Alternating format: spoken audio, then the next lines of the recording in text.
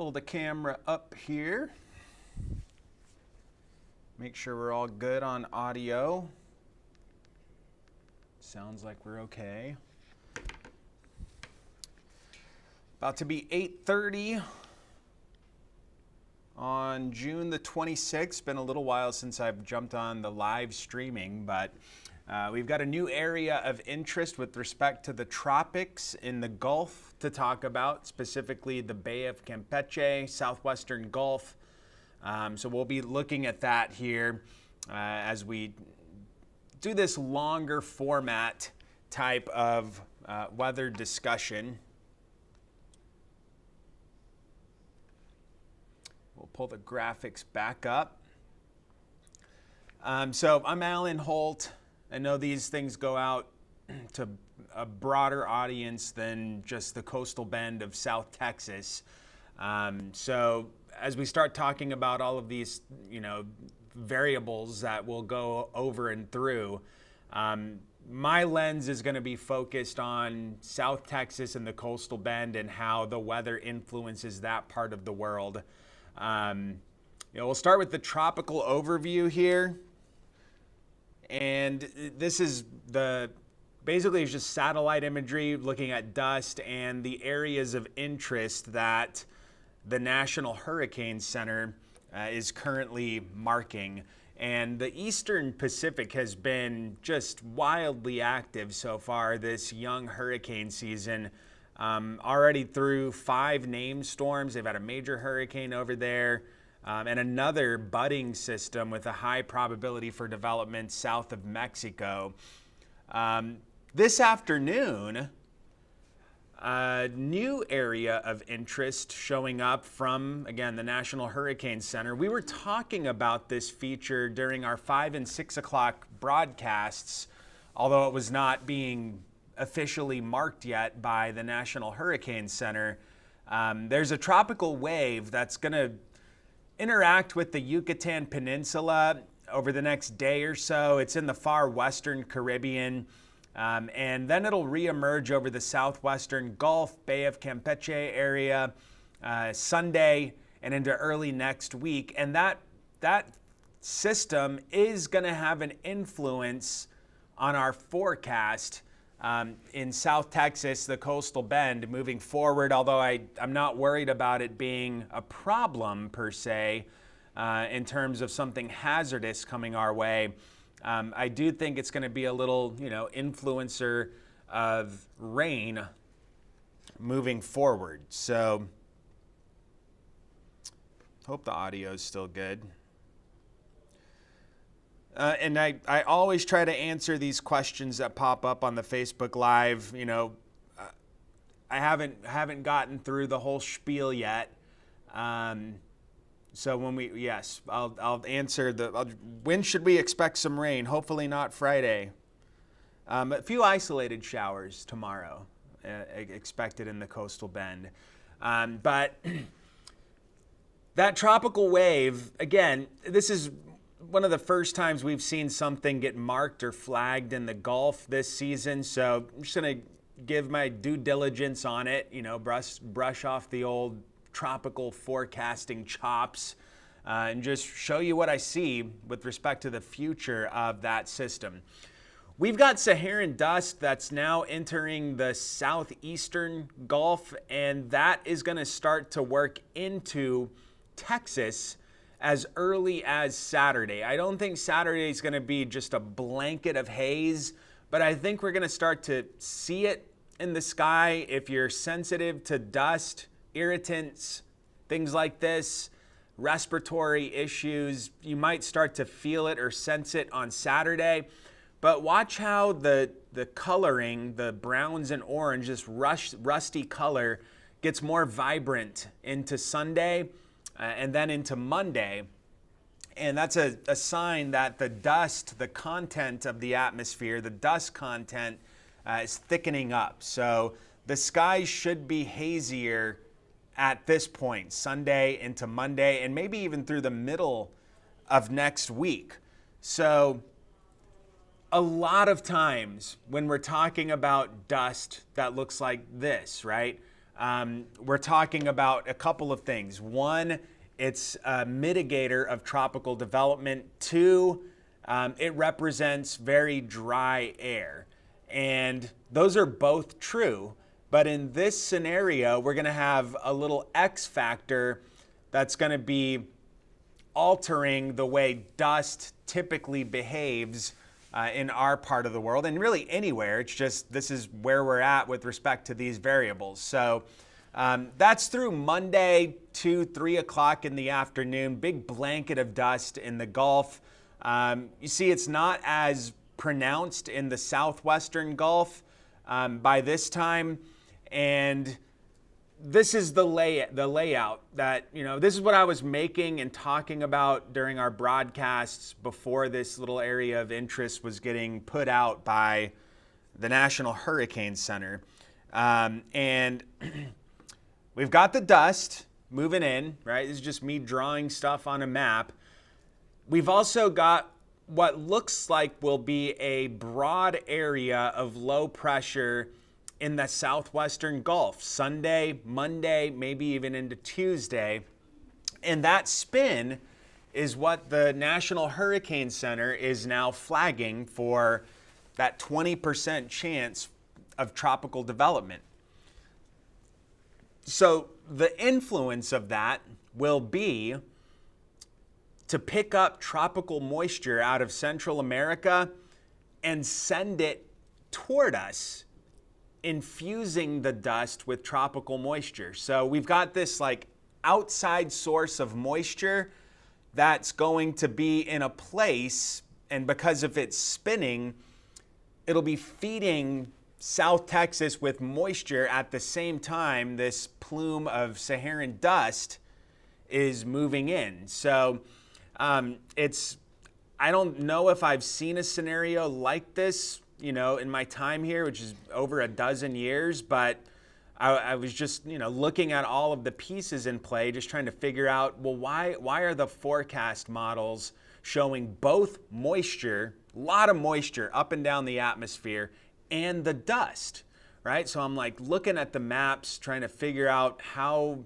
do I explain this? Is it as simple as one's going to win out against the other? In other words, is the dust just going to take over and just thwart all of the moisture, push it aside? Or is the moisture going to be so rich that it takes over the dust, right? That's what I was thinking yesterday. But I came to this realization that this broad spin in the southwestern Gulf is going to act as a mechanism to feed moisture into the dust, especially into South Texas, again, Sunday and into early next week.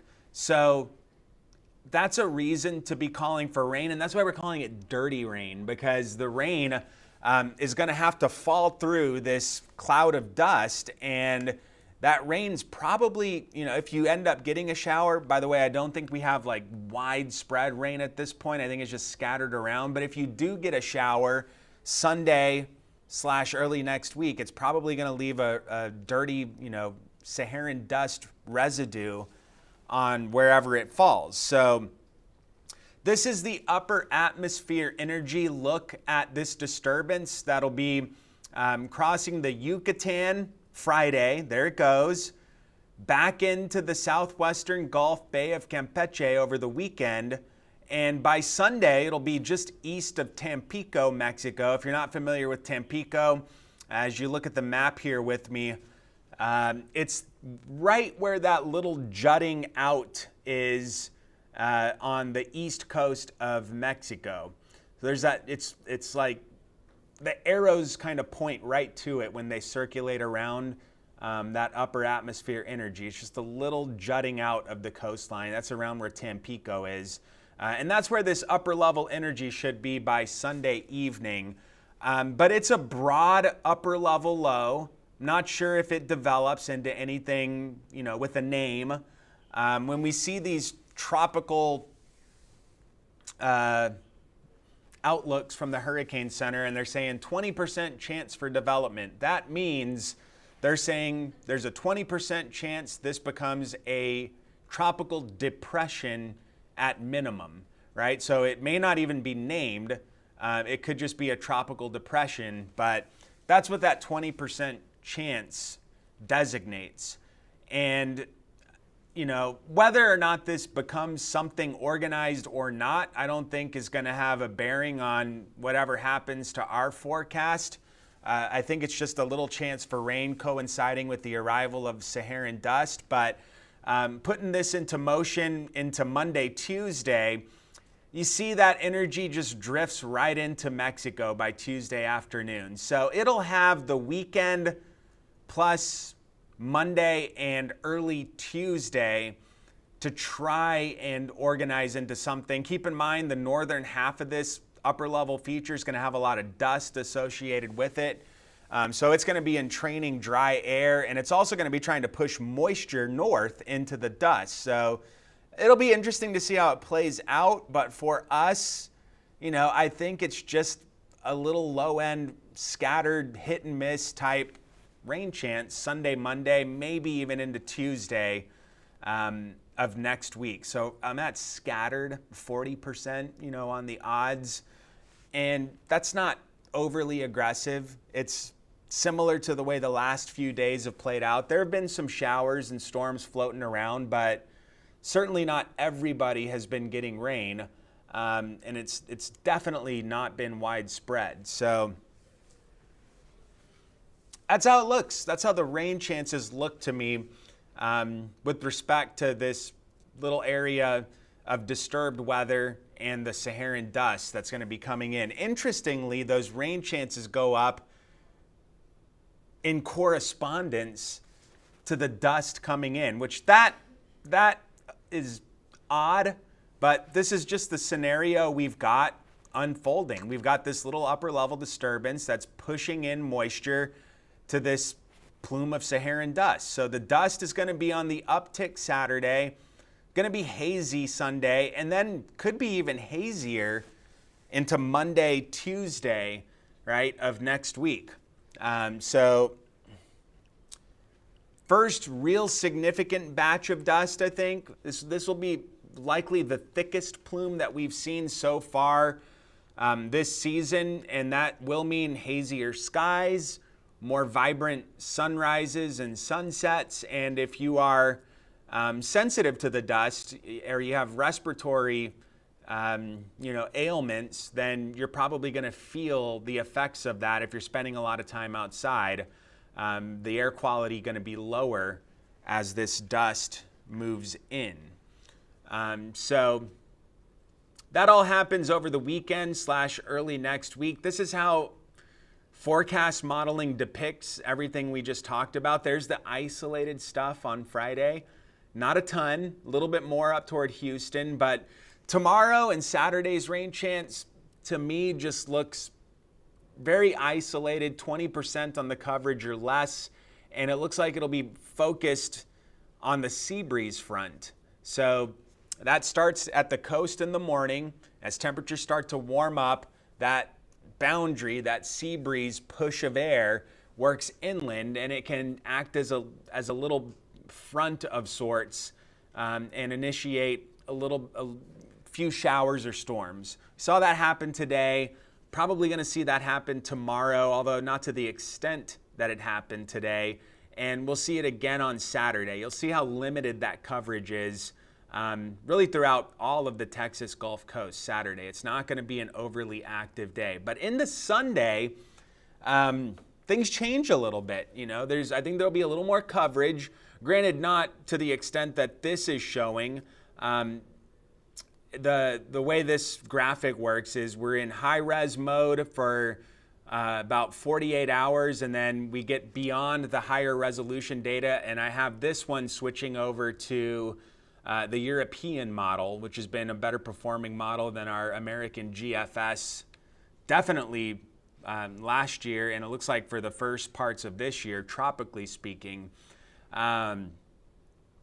GFS has been having some big time trouble. It's already thrown out numerous phantom storms that have not happened, obviously, but only had one, Andrea, and it's been out in the middle of the Atlantic. But earlier in the year, it was wanting to, spit out storm after storm in the Caribbean and Gulf, and that definitely didn't happen. So GFS, meh. So I'm saying that to say that I'm showing the European model here, and the resolution of the model is not as high resolution as what we were looking at for Friday and Saturday's rain chances. It looked a lot more crisp, right? The simulated radar. This is a little more less defined, and so it's what I'm trying to say is it's not going to be that much coverage. I just think we have scattered hit and miss stuff here on Sunday, and then again on Monday as that little upper level feature, possibly a system trying to develop tropically moves into Mexico to our south. This is how the 7-day looks. Again, to me, minimal activity Friday, Saturday, mid-90s. The dust comes in Saturday, then scattered stuff Sunday, Monday, showers, storms, hit and miss variety stuff. And it could leave a dusty residue after it evaporates on whatever surfaces it falls on, if it plays out that way. You know, the Saharan dust just trumps it all and shuts off all rain chances, so be it. But we've got that broad low to the south of us in the southwestern Gulf, and I think that will be a player in getting moisture this far to the north to squeeze some rain out of the atmosphere Sunday, Monday. Then the rain chances to me look like they trend down into the middle of next week. You know, I know 4th of July weekend coming up, a bit too far out for absolute certainty there on the forecast, but trending the right direction in terms of a quieter outlook into the upcoming holiday weekend. So that's really what I've got for this little update, just talking for 15 minutes straight there. Question from DD, how long will the dust linger in the coastal area? I think throughout minimum the middle of next week, if not a little bit longer than that, on the dust in the coastal bend. I'll just flip back through some of these graphics here if we've got any other questions that come in.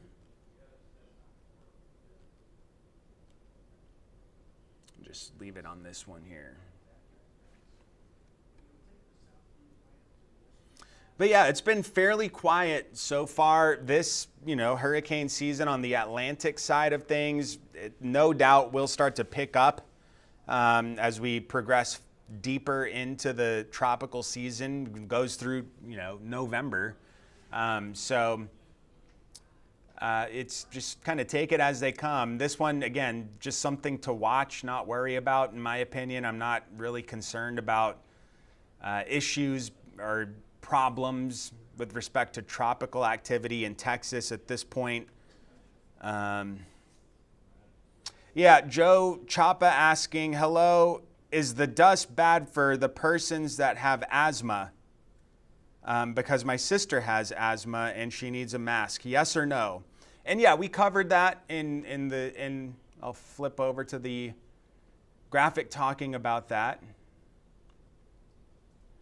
So yeah, it can cause irritability for people that have respiratory ailments or are sensitive to dust.